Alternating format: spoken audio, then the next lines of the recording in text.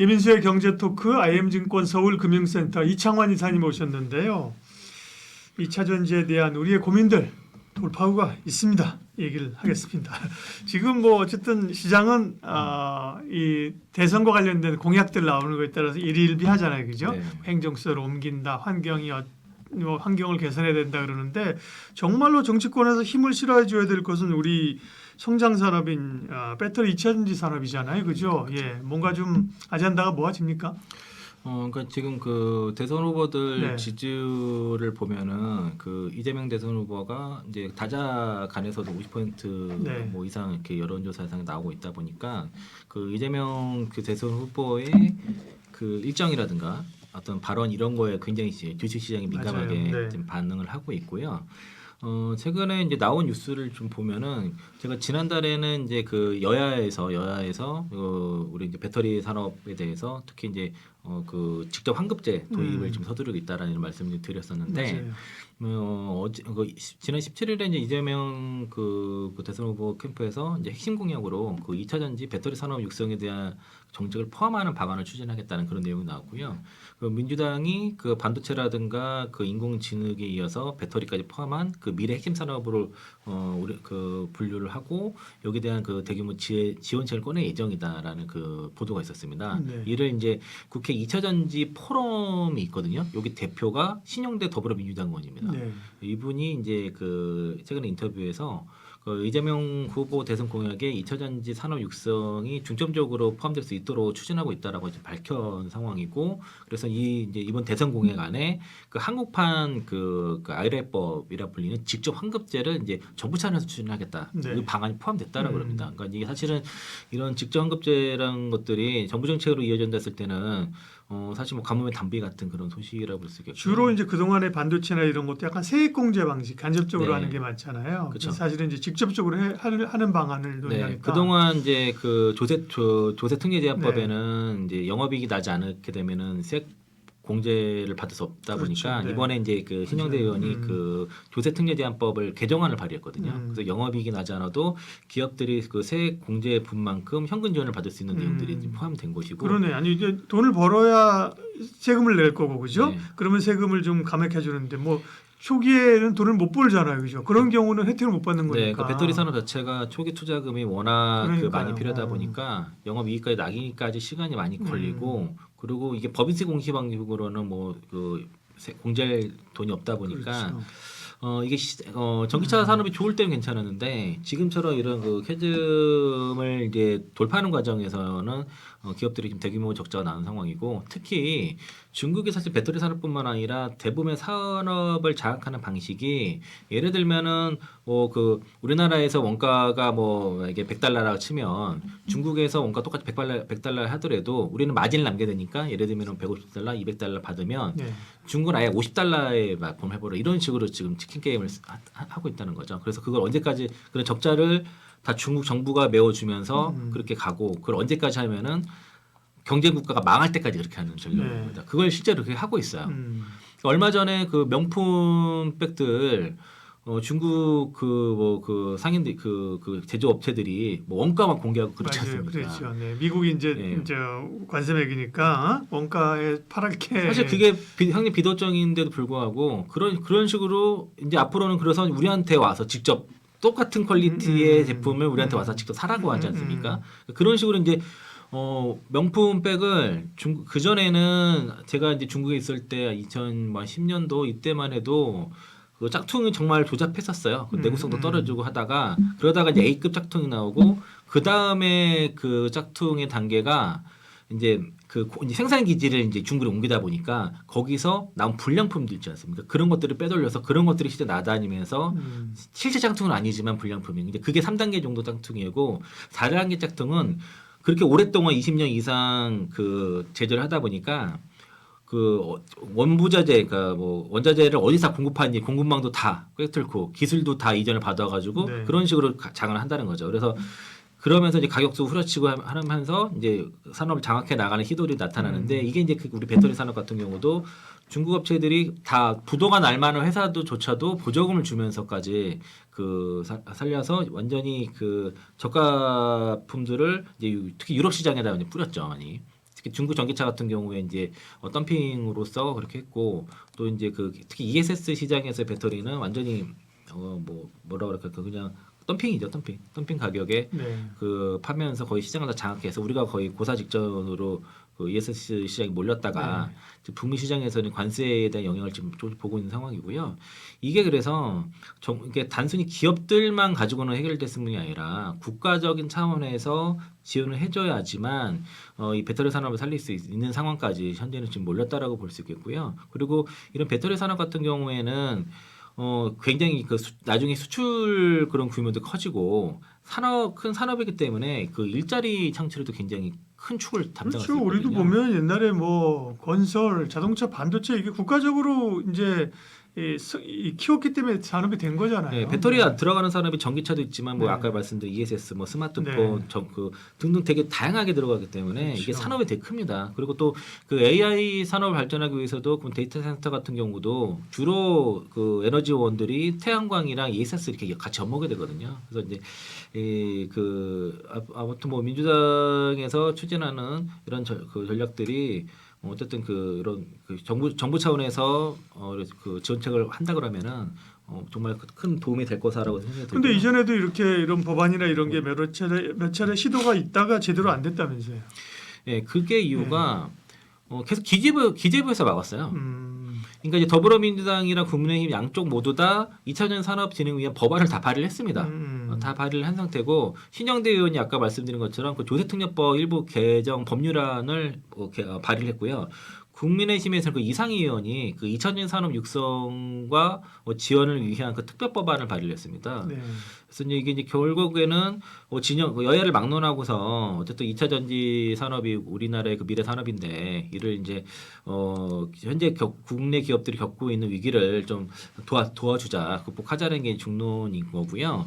그래서 이제 그 기존의 이제 세액공제 방식으로는 안 된다. 직접 실질적인 지원을 마련해야 되는 것들이 전반적인 골자인 거고, 그리고 그 대부분 사실 이제 그 R&D 비용이 발생하거든요. 그렇죠. 그래서 이제 R&D 비용과 생산 시설을 그 투자 금액으로 기준으로 해서 그거에 대해서 그 세액공제를 하는 형태로 가야 되는 이제. 거기에 대해서 그만큼 현금을 환급하는 형태로 지금 가려고 하는 거고요. 그래서 이제 직접 환급제 자체가 항판 IR이다라고 그렇게 얘기를 하는 것이고, 이게 21대 국회 때부터 발의가 됐었습니다. 네. 이게 이제 산하결에서도 다 지금 직접 환급제 필요하다고 다 공감하는데, 유독 지금 기재부에서 예산 핑계대면서 그렇게 막고 있는 상황이고요. 지난 2월달에도 국회에서 토론이 열렸습니다. 직접 환급제에 대한 토론이 열렸는데 그때 기획재정부 그 조세특례과 과장이 했던 말이. 그 세액공제라든가 직접 환급은 목적은 같지만 행정적으로 볼 때는 그 성질이 완전히 다르다는 겁니다. 그래서 그 세액공제는 정부의 수입을 깎는 것이지만은 직접 환급은 정부의 지출이 늘어나는 거라서 그렇죠. 통계도 다르게 잡아야 된다. 그래서 직접 환급제가 법으로 정해져 있을 경우에는 정부의 예산 편성권을 유리하는 것으로 볼 수 있다라는 게 기재부의 주장이고요.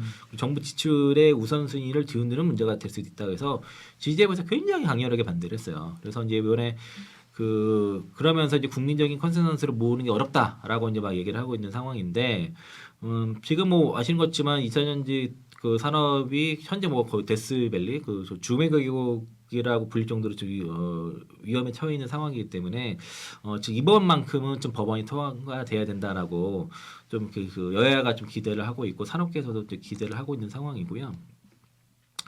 그래서 이제 아까 신영대 의원이 지금 굉장히 많이 나서고 있어요. 그래가지고 이번에 어쨌든 기재부를 설득을 해야 됩니다. 이 법안은. 그래서 기재부를 설득하기 위해서 어떤 기업 규모와 시기별로 세액 공제 지원 범위를 차등화하는 형태로 해가지고 그래서 이제 기재부를 설득을 하려고 한 것이고요. 지금 워낙 기업을 현금 지원하는 직접 환급제에서 기재부에서 굉장히 부정적으로 의견을 가지고 있습니다. 그러니까 이거는 이제 기재부를 설득을 해야 되는데. 아니, 왜 기재부의 공무원들 뭐 설득한다고 되나요? 사실은 그 정책 행정부에서 그렇죠.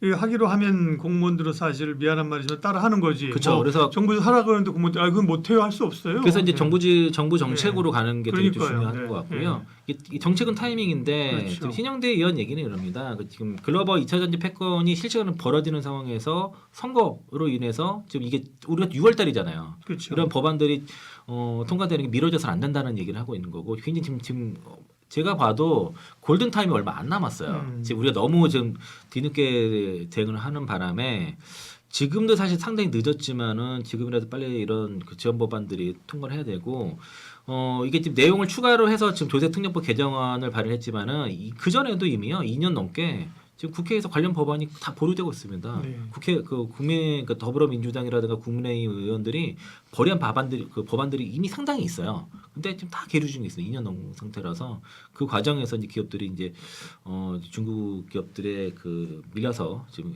고전을 면치 못하고 있는 상황이고 그래서 이제 모든 당이 다 이게 그 2차 전지 산업의 미래 먹거리라 보고선 법안이나 정책 공약 다 지금 내고 있는데 이게 이제 그 대선 과정에서 논의만 하고선 예를 들면은 그 법안이 통과 안 되면 그러니까 이 대선 과정에서 논의를 좀 많이 해서 이 법안 통과될 수 있도록 좀 많이 좀 서두르자 급물살 네. 탈 수 있도록 많이 좀 토론을 하자라는 게 이제 근데 뭐 주장입니다. 시간은 사실은 이제 쉽지는 않네요. 대선 6월 3일이잖아요. 네. 근데 제일 좋은 거는 6월 대선 전에라도 여야가 이거 필요하지 않느냐 합의해서 국회에서 합의하고 행정부에서 그거를 받아가지고 시행하면 좋은데 우리가 지금 보아온 그 정치권이라 그죠? 지금의 이런 구도에서는 그 전에는 쉽지 않아 보이고요. 그죠? 결국은 대선이 끝나야 네. 대선 과정에서 이런 걸 논의해가지고 차기 대통령이 초기에 드라이브를 걸어가지고 막 해야 될 때 그러려면 일단 최소한 6월 대선 끝나고 뭐 그죠? 그렇다고 뭐 그 다음 날부터 하는 거지 않으죠. 그러면 사실은 이 뭐 여름이 지나야 되네.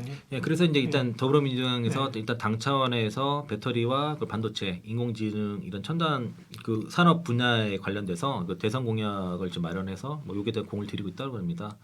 일단은 현재 어쨌든 뭐 현재 그 여론조사 이런 결과를 영향을 받을 수밖에 없기 때문에 네. 현재는 뭐 오늘도 보면 뉴스 플로우가 거의 이재명 대표 그 전 대표 뉴스에 그렇죠. 따라서 뭐 관련 종목도 막 움직이고 난리가 제가 나더라고요. 이름을 붙였어요. 방문 주가라고요. 대선 주자가 어디를 방문한다 하면 관련된 게 이제 오르잖아요. 그래서 그걸 안 볼 수는 없습니다. 네. 그리고 이제 오늘 장중에 아침에 2차 전지 섹터가 조금 반등을 시도를 했었거든요. 네. 그런 것들이 이제 이재명 대표의 그 대선 공약 영향도 있어서 이게 이제 공식적으로 이게 주로 추진할 공약으로 될 경우에는 영향을 받을 수밖에 없겠죠. 이런 것들이 이제 네. 하나의 모멘텀이 될 거라고 생각이 들고 이게 이제 이거는 이제 국민의힘도 딱히 반대할 이유는 없을 것 같습니다. 이게 이제 우리 미래 산업이고 그 국가 경제가 이제 어쨌든 돌아오려면은 미래 상용 산업이 크게 성장해 줘야 되는데 이걸 뭐 반대할 이유는 없어서 뭐 새 정부 정책이라고 해가지고 반대할지는 갈 거 않고 지금 여야가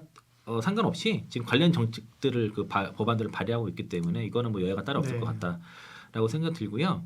그리고 이번에 이제 추경을 12조 정도 했지 않습니까? 예, 12조 2천억 정도 예. 했는데 제가 전에 한번 그 우리나라 이제 흑연 응급제 쪽 포스코페트 응급제가 중국 업체의 가격에 밀려서 거의 고사 직전이었거든요.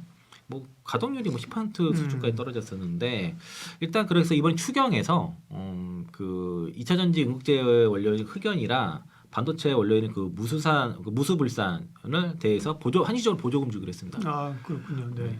그래서 이제 특히 흑연 같은 경우는 거의 중국이 지금 장악을 한 상태고 이를 무게하려고 지금 상당히 중국에서도 거의 드러난 상태다 보니까 지난번에 우리가 다른 얘기지만 요소수 사태 같은 데도 드러났잖아요. 그렇죠? 네, 맞습니다. 우리가 이제 별거 아니라고 생각했는데 이제 중국이 딱 그 틀어 막으니까 그때 막 트럭 못 다닐 뻔하고 난리 났었잖아요. 그죠? 그런 그 핵심 자원에 대한 것은 다변화도 하고 이렇게 우리가 생산할 수 있도록 해야죠. 네. 네, 그래서 비축이라든가 수익성 네. 다변화가 어려운 고위험 경제 안목 품목의 국내 생산 보조 사업을 신설한다고 밝혔습니다. 이번에 그 추가 경정 예산안 설명 자료에 나왔고요.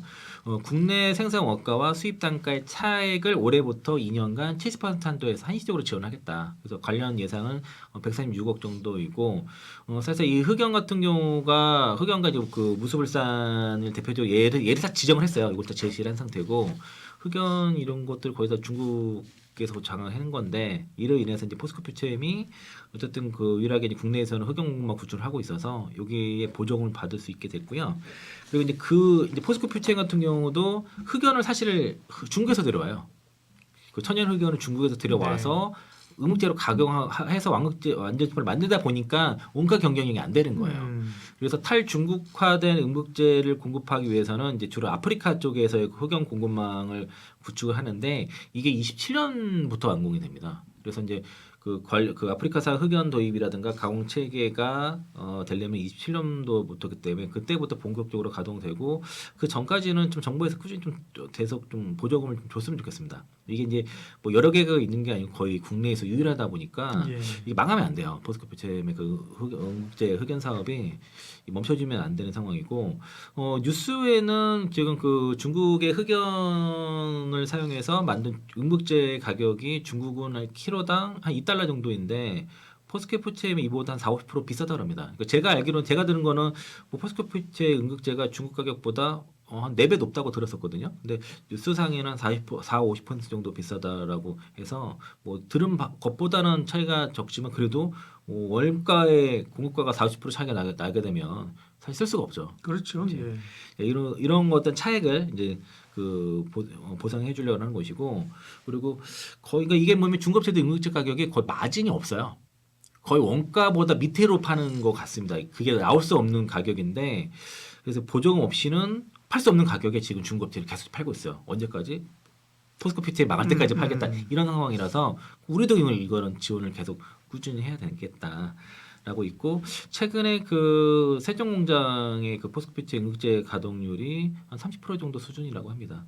그래서 이제 이게 한 70% 정도 이상 올라와줘야지 어느 정도 돈이 될 건데 참 그 응급제는 뭐 사업에서 보면 지난해 뭐 수백억 단위 적자를 보고 있으니까 도와줘야 될 것 같아요. 그리고 그래서 이제 지금 그 이제 대선이 얼마 안 남았죠. 이제 6월 달이면은 앞으로 이제 한 달 반 정도 남았을 텐데 이제 그래서 이제 여야 여야 상관없이 지금 이 배터리 산업에 대해서 그 한국판 IRA법 특히 이제 그 직접 환급제에 대해서는 지금 정책의 뜻을 모아서 지원을 하자고 뜻을 모은 상태고 기재 부분 잘 설득을 하면은 될 것 같은데 그래서 이제 이때 2차전지 포럼의 수장이 그 신영대 더불어민주당 의원이 일단 이 부분을 잘 추진하고 있어서 이거는 직접 환급제가 이루어질지는 좀 우리가 지켜봐야 될 것 같고 만약에 이게 직접 환급제가 이루어진다 했을 때는 2차전지 섹터의 급반등이 될 수 있겠다고 보고 있습니다.